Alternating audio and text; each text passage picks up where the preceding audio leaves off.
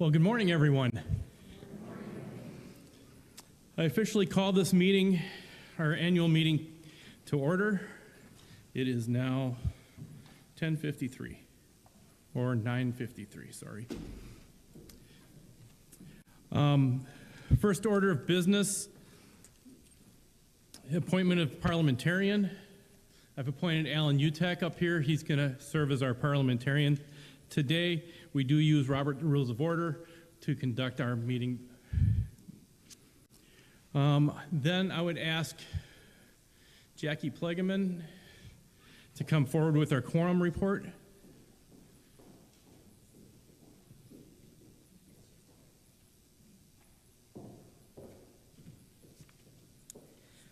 We have 405 members in our church. We need at least 41 in attendance, and we have 84 this morning. If we need to vote on anything, we will need a 2/3 vote for it to pass, which is 56 votes.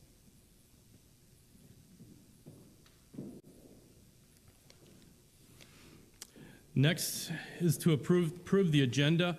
I do have a couple of additions I'm going to make to the agenda. Under approval of last year's annual meeting business, I'm adding to include also the 2 special meetings that we had throughout the year, so we can approve those minutes as well. And then under other business are the 2 bylaw amendments for the endowment fund that we'll be discussing. So I would entertain a motion to approve the agenda as amended. Thank you. Jackie? Connie, second. Thank you. Any discussion? All those in favor, please say aye. Aye. Opposed? Passed. Thank you.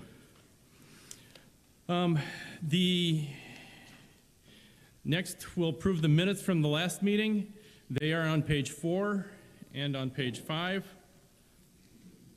I'd entertain a motion to approve those minutes. Mary? Is there a second? Thank you, Paula. Any discussion? All those in favor? Aye. Opposed?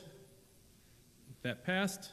Next, we'll go to the special meeting minutes from April 28th. Can I get a motion to approve those minutes? Thank you. Is there a second? Rachel was first. And any discussion?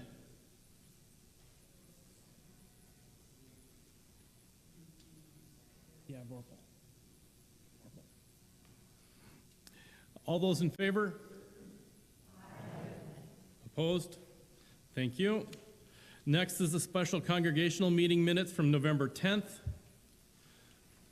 Can I get a motion to approve those? Back. Warren, second.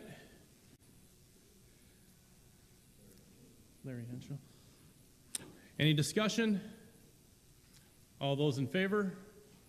Aye. Opposed? Thank you. Next, I call upon Ken Odekirk to report on the Finance Committee.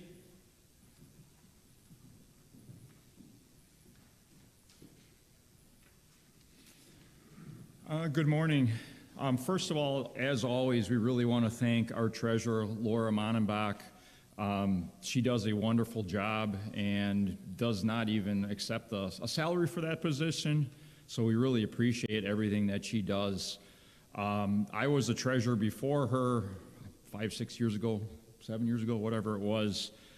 So I've been asked every year pretty much, hey, could you look at finances? Could you look at budget? Because I'm pretty familiar with it. I want to thank Jean Dietering and Sue Balls for sale to come in. We met and looked over the budget.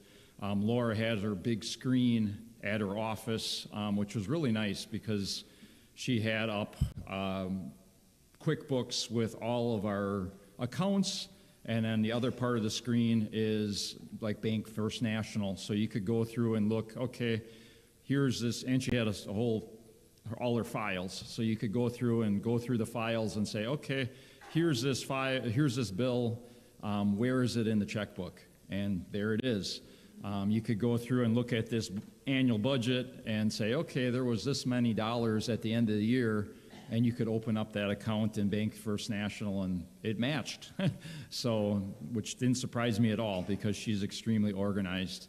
So we would say everything looked great and everything was wonderful, and had really no concerns at this time with that. Oh, you don't want me to take your book with you? Okay. There. I can talk about budget too. All right, thank you.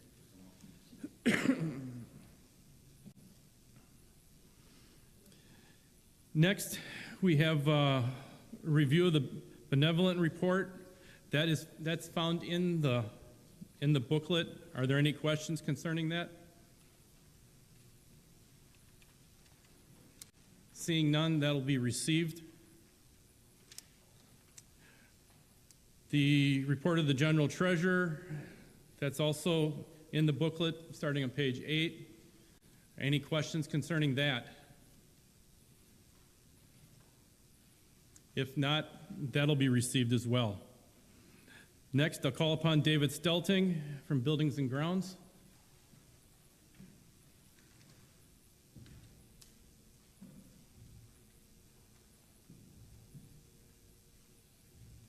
Good morning. Just a few brief comments from the Building and Grounds team. 2024 was a really good year for us. We completed the main item of attention was the fellowship hall. And to the many people who worked on that project, thank you all very much. For all of you who were generous in your donations to the project, thank you very much. And to the congregation in general, thank you all very much for your support. The project is exceptional. If you haven't been downstairs to check it out, you really should do that. That's item number one on my list. The next one is safety issues. We have, for a while now, operated with keeping the doors locked during the worship service. That's the carport entry, and now we have we'll continue that service, and now we are opening up the Fremont Street entrance so you can enter church through that way as well. And same procedure, we'll be locking Fremont Street once worship starts. I think it's a worthwhile safety procedure just to keep management of our facility during the worship services. And the new locking system will be beneficial in operating that as well. So, some other thoughts, I guess I just want to put a plug in for the Building and Grounds team. We could use some additional planners and helpers. Your team is getting older each year and we get tired more often. So we could use some help. Even going back to the monitoring of the doors and the locking the doors and that, we could use a couple more people to act as monitors. So basically, your job would be to just keep an eye on who's coming and going from the church. And that's all I have for now. So consider joining the team, or as they say sometimes, prayerfully consider joining the team. So that's supposed to put more pressure on you. So. All right, that's it. Thank you very much. Any questions or anything? Okay, thanks. Thank you. All the other committee and organizational reports are found in the booklet. Does anybody have any questions concerning any of those? Seeing none, those will be received as well. Next, we'll be moving on to new business in the consistory election.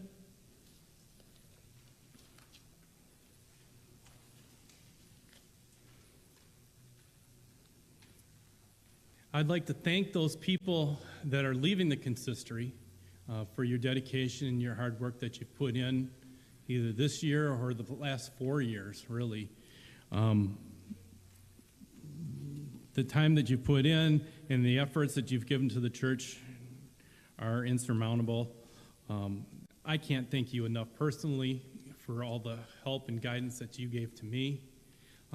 Those people leaving the consistory today are Carrie Gill, Judy Meisowitz, Jackie Ploggeman, and somebody that's very special to me, Marion Schneider. She really brings the history of this church to every meeting and a sense of reverence and reminds us all of those things. And for that, I really thank her. So thank you very much, Marion.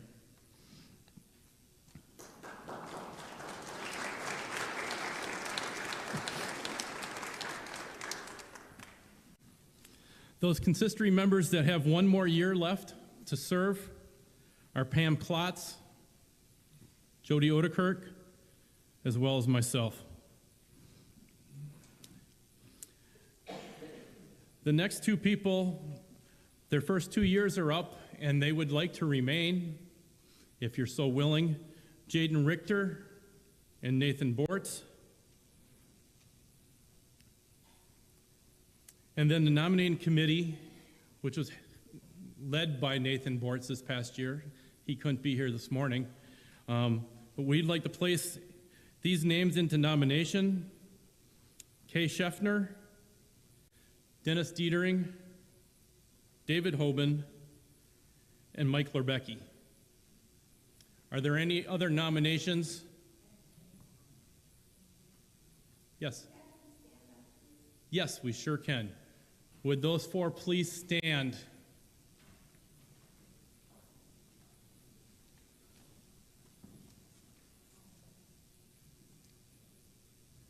Any other nominations?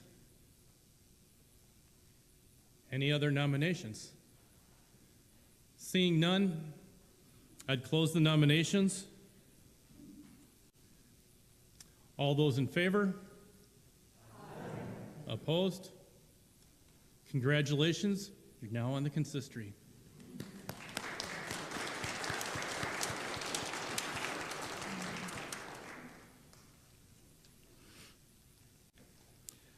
Next, we move on to the other business, which are the two endowment bylaws. And I'll call on Alan to present those.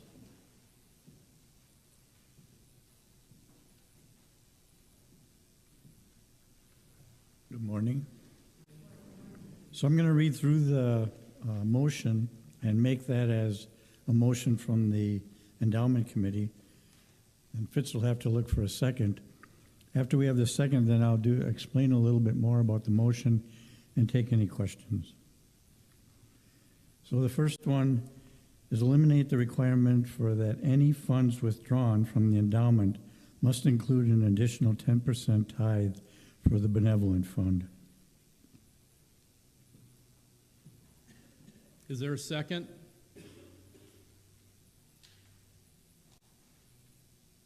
Thank you. Okay.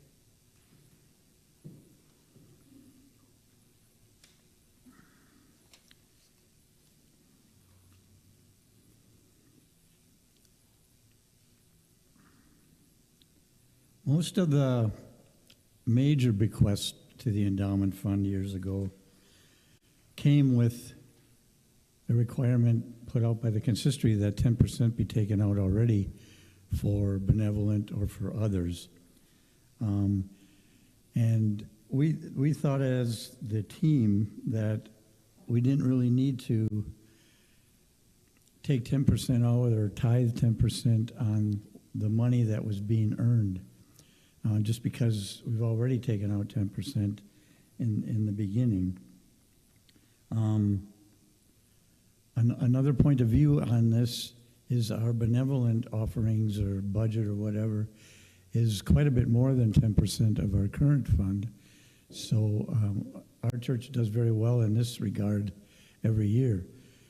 Now there is some concern, but I think we were a little short this year in benevolent. To answer that, maybe all of us have been keying in on current to keep this ball rolling the way it is, and now maybe we need to start looking at benevolent again and contributing to that. So hopefully that can happen. So do you have any questions on this motion? Yes. Yes. There's a whole page on it. Page 32, sorry. So could you repeat what the motion is again, please? Sure. Eliminate the requirement that any funds withdrawn from endowment must include an additional 10% tithe for benevolent. So if somebody asks for $10,000, we've got to get $11,000 because we got to give $1,000 to benevolent. Any other questions?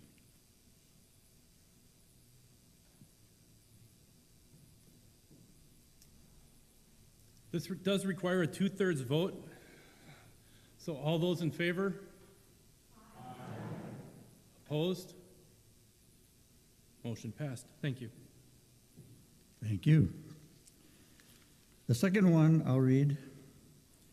The definition of income would now be changed to include interest, dividends, and net realized gains and losses, net of fees. It would not include unrealized gains or losses and contributed principal. Withdrawals would be eliminated to a total of $10,000. So there's two parts to this. One, years ago when we had all of these different funds, memorial, endowment, and everything else, what? Oh, I'm sorry. I need a second. All right, thank you. Sorry. Now go ahead. So years ago when I lost my train of thought now. Years ago, all of the money usually sat in a CD, and the money gained from those investments was interest. So all of these different endowment fund and memorial fund always said interest earned could only be spent. Well, now that we're in Lakeshore, we have all these different kinds of investments. We have stocks that increase in value. We have dividends paid out over the year and things like that. So it's not just interest anymore. So Randy's cleaning up the wording to include all of these other ways that we're making money through the Lakeshore investment. And the second thing is the team is really trying to find a way to increase the value of the endowment fund. So the endowment fund is there, but let's say for the next 20 years we only make 5%. Well, 5% in 20 years may only buy us a hamburger at McDonald's or something like that. So we would like to increase the amount that the investment is there so that hopefully in years to come, the amount of revenue that we get from that investment will increase and be able to do something with. So there's two parts to this. One is to say the wording differently, and the second part is we only want to use a maximum of $10,000 per year so that we can, even if we make some interest on our investment, we can increase the value of the investment and hopefully in the future make more interest. So that explains that. Any questions? I hope that explains that. Seeing none, all those in favor? Aye. Opposed? Motion passed. Thank you. Thank you, everyone.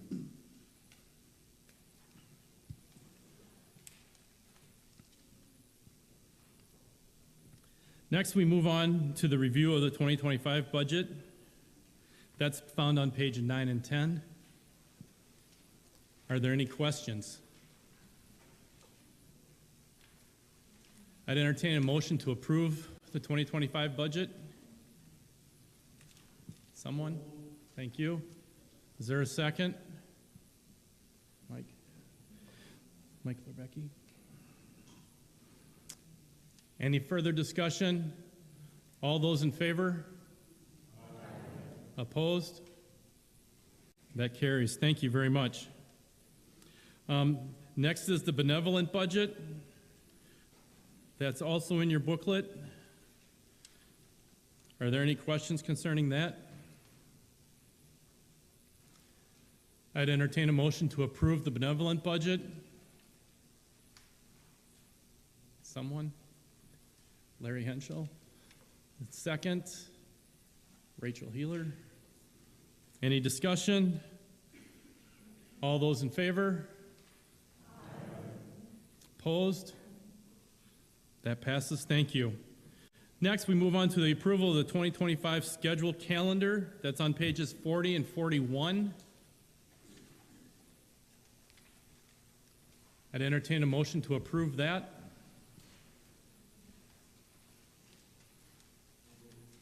Thank you.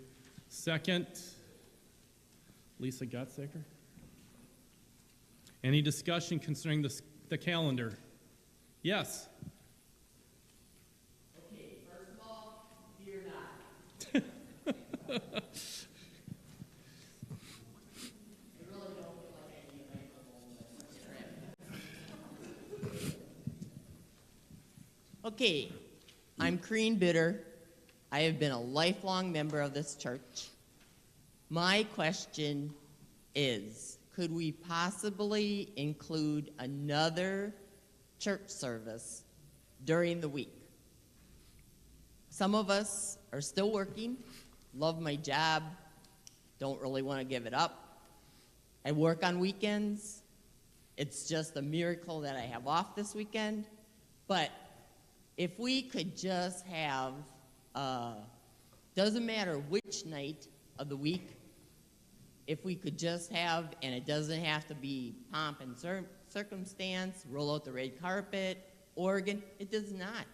You know, we can listen to messages on our phone, Billy Graham, whatever, whoever, but every day when I drive past this church, twice a day, it's like, I don't understand, you know, like something's missing.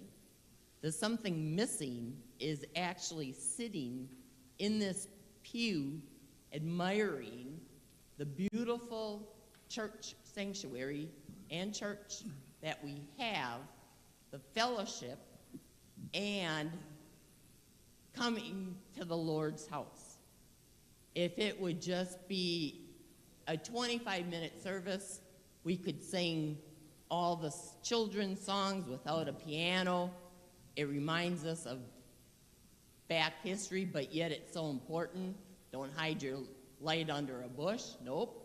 And Jesus loves me as we're going through some medical situations. Fear not. Get ready. The CT scan will be good. But it's like, I just feel like we're missing the opportunity. And I have served on the consistory. I understand the opposition. Yep, who's going to do it? I don't care who does it. Just can we get somebody to say a message once a week so we have the opportunity to open the door, let the people sit. We would be able to collect a few extra bucks, whatever, if everybody would donate $50 in their envelope a week.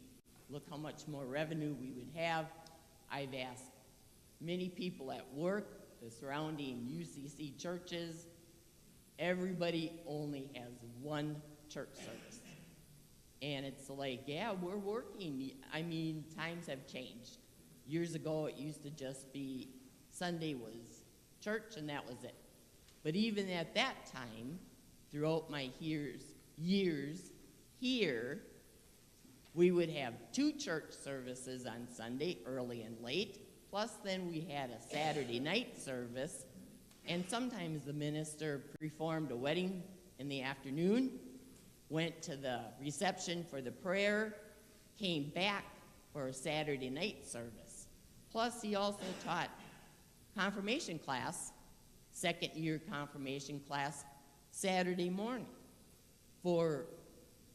I mean, I don't ever want to put a wage on a minister's salary, ever. It takes guts to stand up there and do this and have people critique. But I'm just pleading, asking, throwing it out there. Could we just have a service during the week? Okay. Thank you for your time.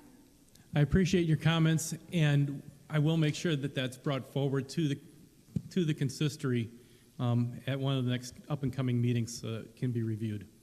So I appreciate that. Any other discussion concerning the calendar?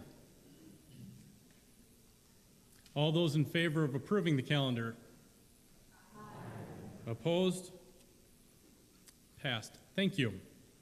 Next, we have nominations for the Endowment Board. I'll call Alan back up.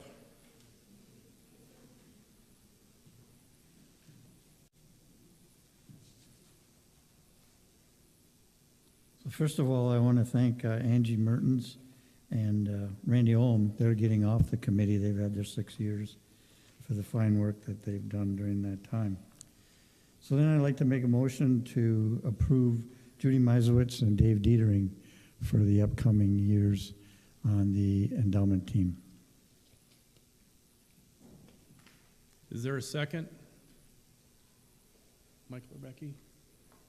Any discussion? All those in favor? Aye. Opposed? Passed. Thank you very much.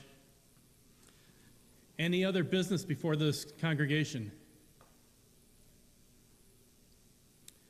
Seeing none, the next meeting of the congregation will be January 25th, 2026. If I can see the consistory, all the newly elected people, as well as the people that are remaining, in the back room right back here for like 5 minutes, immediately following this. And with that, the meeting's adjourned. We'll finish with the Lord's Prayer.